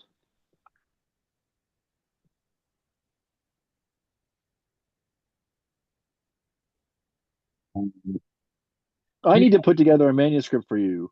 What? I need to put together a manuscript for Nocturnicorn. Okay. So what do But you, I will publish it. What you want me to publish? this is Right. the first time in 10 books where I don't have another manuscript lined up waiting. I mean, Beowulf is the second edition, it's already out there. Right. But I don't have any. I do have one manuscript that is, I wouldn't give it to you, not out of any. It's a philosophy manuscript that's sort of niche. It's my pre-encyclopedic journals, my undergraduate journals. It Uh-huh. wouldn't have that much market traction for you. It's better off going to some little itsy bitsy academic press. Yeah, yeah. Yeah. From But no, I mean, I from would you. give you a serious manuscript. I mean, like a market serious, not Well, the well, encyclopedic journals wouldn't sell. right. What I would love is a poetry collection from you. Yeah, that's fine. I can do that. Yeah. I haven't written, I'll tell you what, I haven't written any. Oh, I call them one night stand poems. I've been doing nothing but one night stand poems lately. Nothing thematic. If And that right, let's that write. characterizes most of my poetry and makes it different from most of the poets these days, Yeah. most peers or whatever, is they don't really, I mean, it's all like if you read a book of poetry, it's like 100 one night stand poems all on different things. And it's like a bunch of marbles that have no connection to each other, Hmm. and then some postmodern title like whatever of the whole book. But I mean, Gaia Wolf, it's an epic. I mean, Kiss Me Ahab and Rainbow Canto is the other part. It's a novella. I Right. mean, it's Yeah. got a plot and a Sure. storyline, an arc, so on and so forth. And Right. more structure, theme. I'm a systematic philosopher. I love the systems, I know you do. yeah, Who connectivity, and who so on and who so is forth. it who like pointed that out that you love your systems? Cornell West Cornell West. wrote a Yeah. lovely. He wrote a lovely in the foreword or Hmm. preface. Yeah. He did a good job with that. And then Slavoy did a good job too. I'm trying to get Slavoy to review Wolf, but Okay, that would be fucking amazing. yeah, Can I we know. get him He on the just show? reviewed one of my friend's books. He's a poet. He's done like 4 or 5 favors for me in the past, but he can be moody Can we and get not. Slapaway on the show though? I don't know about that. Well, I don't mean to say, but you can invite him certainly. right. That's I would always say with him. It's always a take a chance because I've tried to get him for a couple things, and I would phrase it in such a way that I figured would behoove him, like he was a little bit too leftist for a lot of mainstream media, and he was at one point very, very popular, and it's sort of dwindling a little bit. Like Well, 10 years ago, it's probably at the height of his popularity. could you But at any introduce rate, us over email? Is that possible or we'll let's talk. Let's plan after tomorrow's talk to talk about Gaia Wolf and then some yeah, other who to write to and so forth. We'll talk shop about that. we'll talk with Shop about that, I'm yeah. happy to do that, but we'll have to figure out I mean this is on record, but um it's not a bad thing to be very calculated in some of these because like I said, it's sort of like if you have a ticket once every 6 months for a favor, you don't want to No, I know. Yeah, bamboozle it. You know what I mean? We have to be right. very calculated about it. Yeah, But anyway, exactly. yeah, that's certainly viable. Right. Yeah, Yeah. I'm in the works right now. It might be good actually to write to him. Yeah, So because he liked Cody. He did Cody that favor. yeah. Uh, yeah, So with the Gale Wolf, there's a couple of different strands. For me, the erotic is not distinguished ready? It's a from short. theory. You know, Oh, what I'm sorry, what? you ready? I'm sorry? Did you read the whole thing already? No. Oh, I'm okay. just in terms of my approach to it, like provisionally because I have not read it, but based on the Short, review. I wouldn't ask you to review something that's like 800 pages. Sure. It's like 54, basically Right. 54 pages, 54 Right. poems. I say 54 cantos just because I was fancy at the time. You were like we Lord can't Byron. People always give me shit about the we Rainbow can't talk Cantos. about They this say guy. people always give me shit about the Rainbow Cantos. They say, "What are you like?" I love Ezra Pound. It's like coincidentally, I do love Ezra Pound, but I'm not an Okay. anti-Semite. So And I didn't name the Rainbow Cantos. I was right thinking in and terms exactly of Lord Byron. and Oh, y- he's got the glasses now too. you're not a fascist. No, This is like he's so fucking hip. You know why? Nanotechnology. Ezra Pound discovered T.S. Eliot. He did. He did, I right? mean, he discovered like 15 people. Ezra Pound is the greatest literary genius to come out of this country since Melville, probably. At Okay. any rate, but That, then that's a very Western whatever. I'm not committed to that. well, no, because we have a connection here But too. he's something special, Ezra Pound. I mean, the anti-Semitism is sort of like it's something to talk about. It's I mean, with Heidegger's Black Notebooks and so on and so forth. These Right. anti-Semitic journals, but it's also very complicated. Heidegger loved Hannah Arendt, prominent Jewish philosopher. Sure.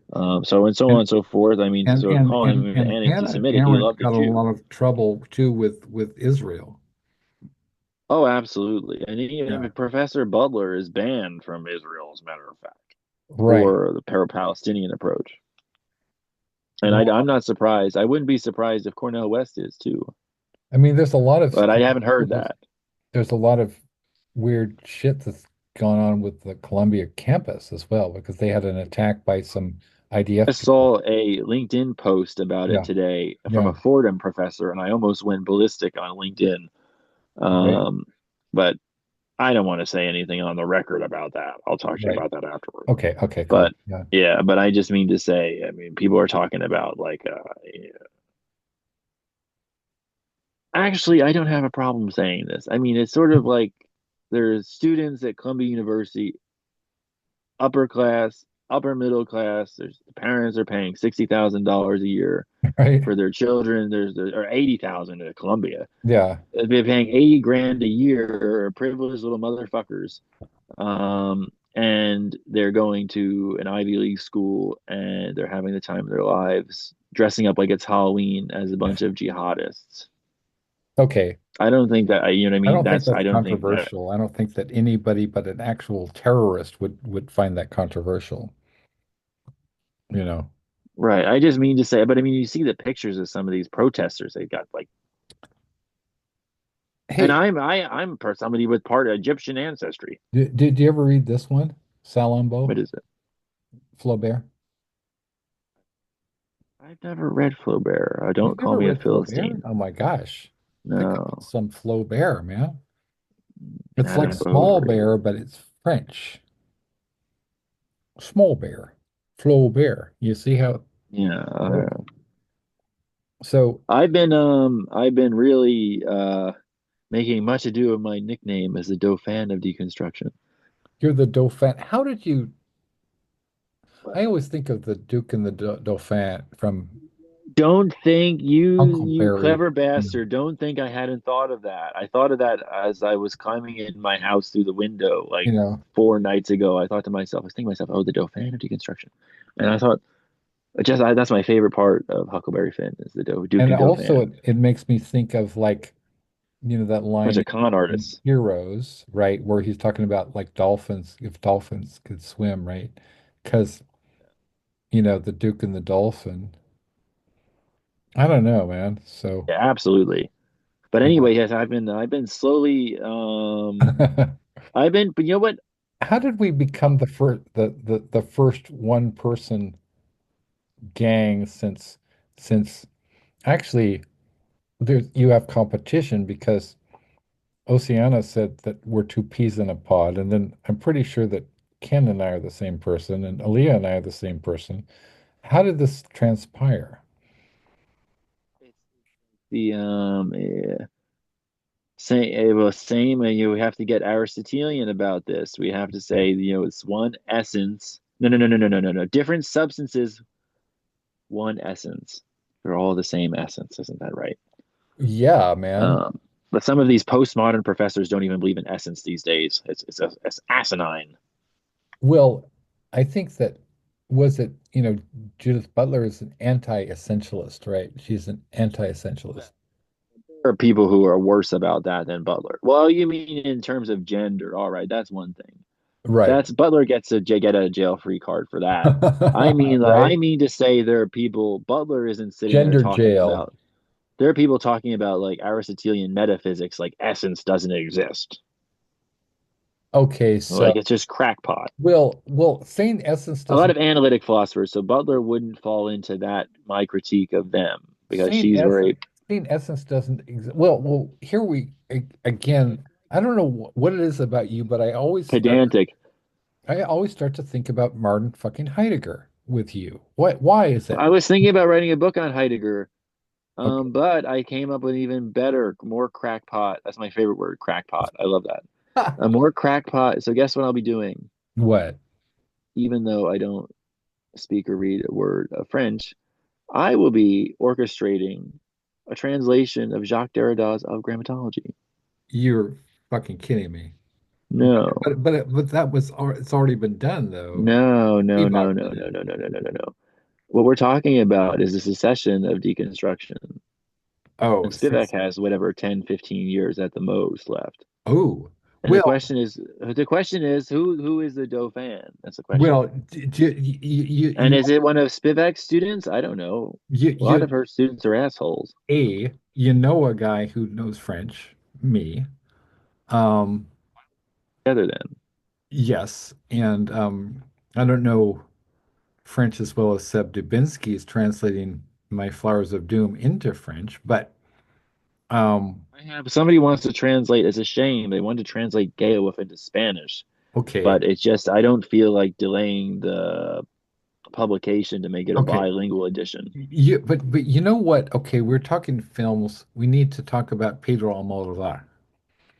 If anybody could do a righteous job with translating that book, or yeah, I think Pedro Almodovar. That I have to be the primary orchestrator of the text, and I need to be the philosophical consultant with a word stronger than consultant. Okay, for the Because it has to be my translation in a okay, sense where it's your whatever translation. I So mean, like I you can know what I mean with like that, but yeah. I mean I can't be like I'm just like I can't be like I just whatever blurbed the book or I just whatever Okay, edited it or something. Maybe I so could be the so editor. It has to be something more rigorous than that because okay. I have to contribute my own understanding of deconstruction in the text, I mean, which I have a whole I lot to say will about that. collaborate with you on a translation. Um, and I've been looking forward to doing And it's a not to say there's no the whole thing of deconstruction is there is no right. definitivity. It's Exactly. not to say there's no definition, it's there's no definitivity. There's It's a big right. difference. There's no final word. I mean, Right. There's no final And word. that's So the thing. I mean, it I'm going to evolves, tell, right? I mean, I have to break it. I mean, some of the people, Yeah. deconstructionists, believe you me, Gayatri's 40th anniversary retranslation of grammatology, my God bless her. People think it was a hatchet job. Um, Ooh, and wow. Butler wrote the introduction. And there's many deconstructionists who have expressed that to me. And I'm talking about people who Okay, co-taught with this is Jacques on the record, by Derrida. the way. Okay, I'm not going to edit Yeah, this it's all out. recorded. This is That's all fine. I don't care. recorded. Okay, We're that's fine. talking about there are at least 4 or 5 major deconstructionists who don't like Okay, that book. okay. And there's sort of a hegemony with Professor Spivak in the deconstructionist circles, where the 40th translation, I mean, not just the 40th, but the original translation, Hmm. and what is it, 1969 or something like that. Yeah. At any rate, it's just very hegemonic. And to the understanding of deconstruction, and I wonder to what extent has that limited the proliferation of deconstruction itself as a school of thought? Because I Well, wonder now, why aren't there more people my age getting into deconstruction? Why do well, I have to be the dope fan of deconstruction? I think of also, and I know that Burroughs was a primary influence on Michel Foucault. I don't know to what extent he was an influence, or if any, in any sense, on Derrida. But I think that the project of Burroughs and the whole concept, the metaphor of the word virus, right? Language is a virus from outer space. We're not in charge of it, which is certainly consistent with Roland Barthes, and it's very, very consistent with Derrida. And we're not in charge of it. So the whole concept of a hegemonic, sort of a canonization of a particular iteration of de la grammatologie is bullshit, because by its very nature, deconstruction Justification for a new translation. deconstructs And it's not to itself, say right? because there's no such thing as definitivity, it's an alternative Right. translation. Yes. But I will say that the translation I intend to whatever Yeah. progress forward will have to be very reverential but distinct from Gayatri's. Well, and It's also, not going to say throw her under the bus. It's just to say, right. whatever. She did a damn good job, and the preface she wrote Sure. was 80 pages of Right. grammatology. And The foreword. obviously your forward will have to recontextualize, your vision of de la grammatologie within the framework of, the dialogue, you know, you know, you know, I have in my encyclopedia there's yeah, 2 introductions I wrote. It's crazy. right, It's the right, right. encyclopedia. And the Yeah, first one is about 10, 15 pages. If yeah, there's anything in that, well, the whole book is like required reading in right. terms of like rigorous philosophy. But the first 15 pages really hits the nail on 10 different Yeah. heads. But one of them is the critique of deconstruction and negative dialectics, which I trace. Negative dialectics, Adorno, right? No, no, no, no, no, no, no, no, no, no. It's worse than that.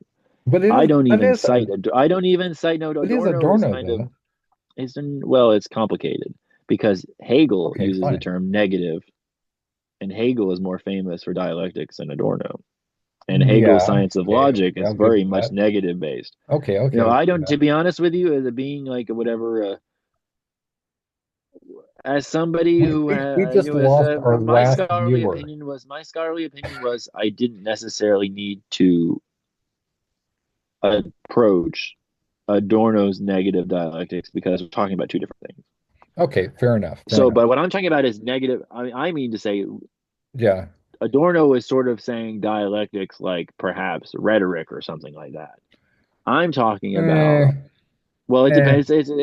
It's complicated, but I right. trace negative dialectics from Hegel to Marx Okay, fair to enough. Heidegger to Derrida, Well, I mean, and I so really make much ado of that. And then right, that's how I came up with reconstruction, which is the new method I came up with in.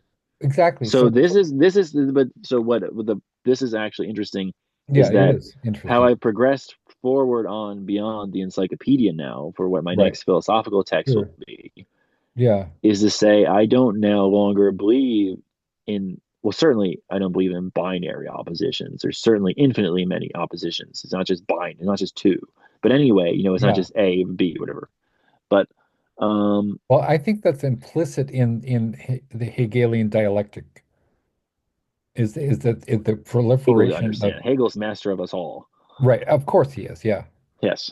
But no, Hegel, the only thing Hegel, and believe me, the way I wrote the encyclopedia was really a response to my professor Drusilla Cornell, who was like, how you're young and you meet a person and they're my mentor figure and you're just under their Yes. wing. Harold Bloom talks about it, the killing off your mentors, something like that. And Freud Yes, talks the about it. And anxiety so of anyway, the influence. encyclopedia, Drusilla loved Hegel, and the first conversation me and Drusilla ever had. Right. Drusilla was very close to Jacques Derrida. Her daughter was Derrida's godchild. Right. At any rate, there is. But anyway, her daughter's still alive. She's a nice lady. I'm looking Um, for my Hegel. Yeah. oh, don't bring out the Hegel. The viewers don't want to see that. Well, we just lost our I think if we have like 20 viewers at most, and then, you know, the only reason that they would tune in is they thought there was going to be some sexy sexiness going on with Gale Wolf. And then we're starting to talk about negative dialectics and Adorno's negative dialectics But versus trust me, Hegel. I And don't think it just depends on how much weight you give to the Frankfurt School okay, and the let's talk about this, deconstructionists. Frankfurt. Well, Okay, the deconstructionists I'm feuded I'm going to with deconstruct the this. heir to the Frankfurt School, Jürgen I gotta. Habermas, in the 1980s. Okay, Jacques let's talk. Derrida was basically forbidden from publishing in Germany for a period of about 10 years Mhm. because of his feud with Habermas. And the deconstructionists, I mean, I've said to plenty of major deconstructionists like Gayatri, Avitao, so on and so forth. Right. I mean, I've personally insulted Jürgen Habermas. I had his protege Axel Herneth forward an email to him about it. So I took your philosophy to the cleaners there and back round trip. Oh my gosh. The Yes. Well, cheek. Habermas is like 88 or something like that. You're I didn't cheeky. even know if he's still sentient. Oh well. Okay, so I wanted to discuss eventually because I was going to use a quote from this book in my forward um to your Gale Wolf and George Lukács. Right? Right, George Lukács. I mean, we got to talk Right. about George Lukács. Like, so, Yes. I mean, But don't forget about Lukács is one thing. And don't forget about who the fuck am I trying to think of? okay, Who no, Gramsci. right, but Gramsci, of course, but I just need to I want to what I like to do is not necessarily I think that um every great philosophical system, if you will, I mean is Hegel a systematist? No. Um, but was Kant a systematist? Tried to be, The failed. system? So What? you were a systematic You philosopher. Oh, don't give me that shit. I What? mean, of course I'm a systematic philosopher. I'm talking about don't say Kant failed. Don't say Hegel doesn't have one. That is Okay, totally so flies in the face of German idealism. okay, well, who flew in the face of German idealism? Saying that Kant doesn't have a system or Kant No, fails. that's a I'll say conversation I for another think time. that actually the Kantian system is more.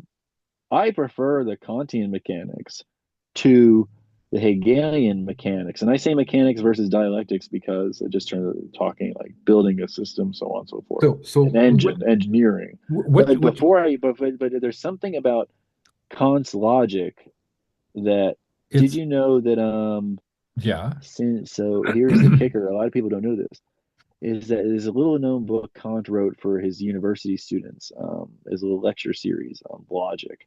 Hmm. And guess what he talks about there? He talks about synthetic logic. Oh, Now, beautiful. Kant.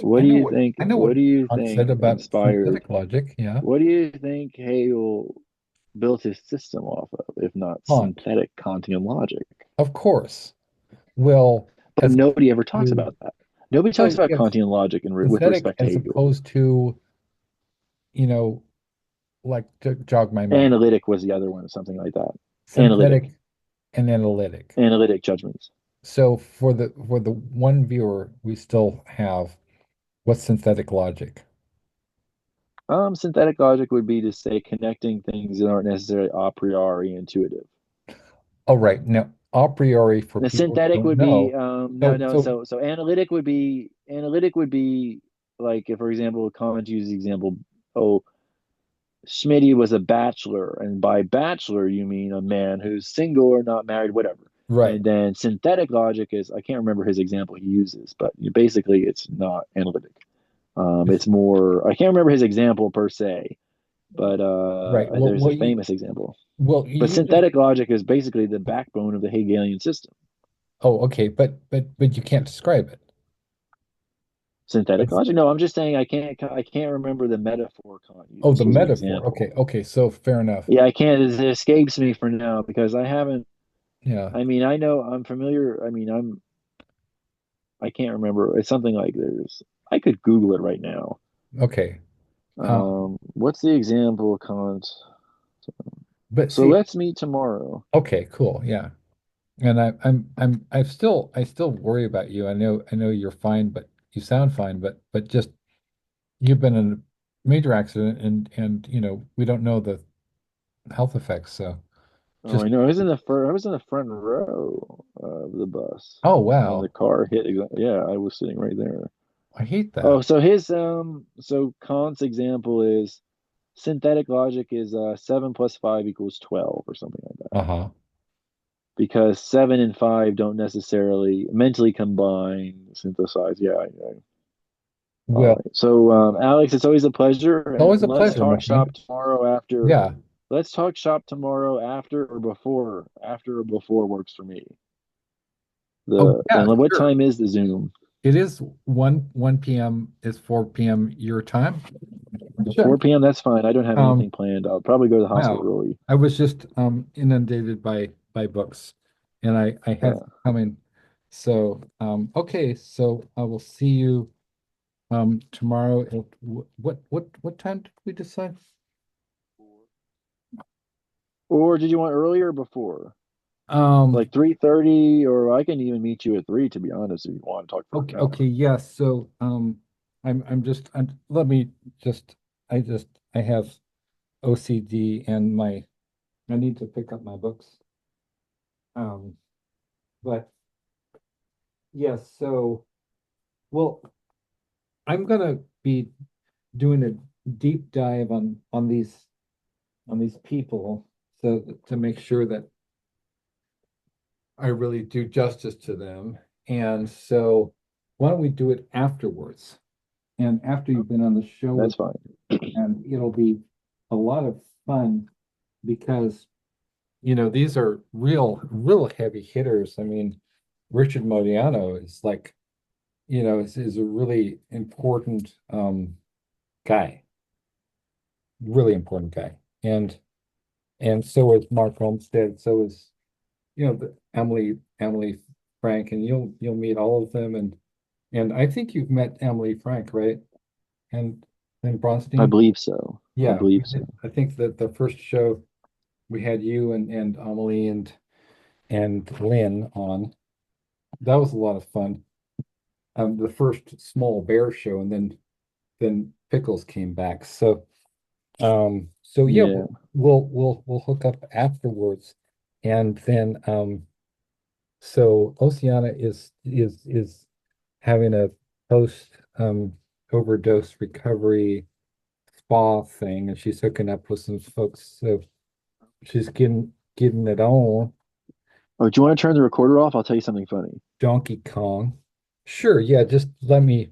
I've got I've got OCD, so I need to like put my. I'm not gonna. Yeah, I'm just gonna not gonna say genocide, but that's George Bush. That's a literal quote from this movie called Screamers, which was based on the book A Problem from Hell. Hmm. Don't want to say genocide. Okay, so I'm gonna our leaders, right? Okay, I'm gonna stop the recording. Don't want to say genocide. Okay, so for for now, this is Alex S. Johnson. I'm your host of the Small Bear Show. I'm the What's my founder nickname? Oh, the of Dauphin. I'll go with that. Corn Books, and I'm hanging and chilling with the Dauphin of deconstruction. Oh, that's cringeworthy. Mr. What? Greg Tomani. And Cringeworthy. Don't yes, make me take a flight to cringeworthy. California to kick your ass. Okay, so I'll we'll be on a plane. you'll be on a plane, you'll be on the Rainbow Express, I'll send and one of Gayatri's Goombas after you. oh my gosh, okay, my gosh, please don't. Okay, so I'm gonna sign You off, don't want to, I know, yeah. and then I'm not gonna end the, I'm not gonna leave the meeting. I Just can't, turn the recorder off. oh shit. Okay, How that's do we so do that? Can easy. I do that? That's easy peasy.